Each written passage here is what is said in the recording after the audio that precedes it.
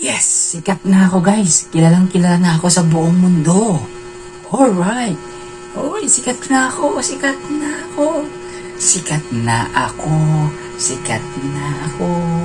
Hello guys. Good morning, good afternoon, and good evening sa lahat. For today's video guys, ito nga po guys, pag-uusapan natin na sikat na ako guys. Sikat na ako. Sikat na ako. Okay, for today's video, pag-uusapan natin ang sikat. Okay, ang sikat po guys, hindi po nakukuha yan sa followers. Nakikita po yan kung paano ka makipag-interact sa mga tao.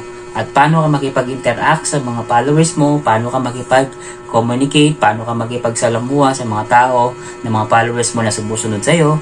At sa lahat po ng mga followers na laging nakasuporta sa'yo, dapat marunong kang rumispeto sa kanila. Ayun ang pinaka the best answer dyan guys. Basta importante, mahalin mo yung mga followers mo, kung sino man yung mga nagmamahal sa'yo, mahalin mo din sila. Ganun lang yan. Kapag minahal ka ng mga followers mo, mas lalo ka nilang mamahalin kung ano yung ginagawa mo. Maging natural ka lang kung anong ginagawa mo para lalo ka nilang mamahalin sa social media. Ganun lang po dito guys. Basta kapag sumikat kayo, huwag na huwag po kayong titingala agad. Kasi kailangan po kayo mag down to earth pa rin.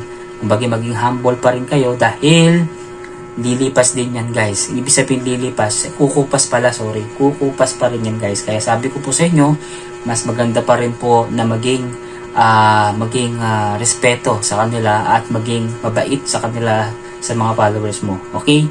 Yun lang po guys, ang pagiging sikat hindi nakukuha yan sa followers. Lahat po dito, lahat po ng mga content creator, mga big content creator o mga small content creator, pantay po sila. Okay?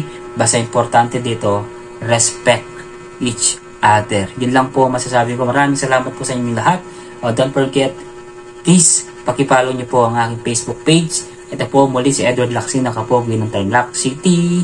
And God bless you all. And salamat po. Bye.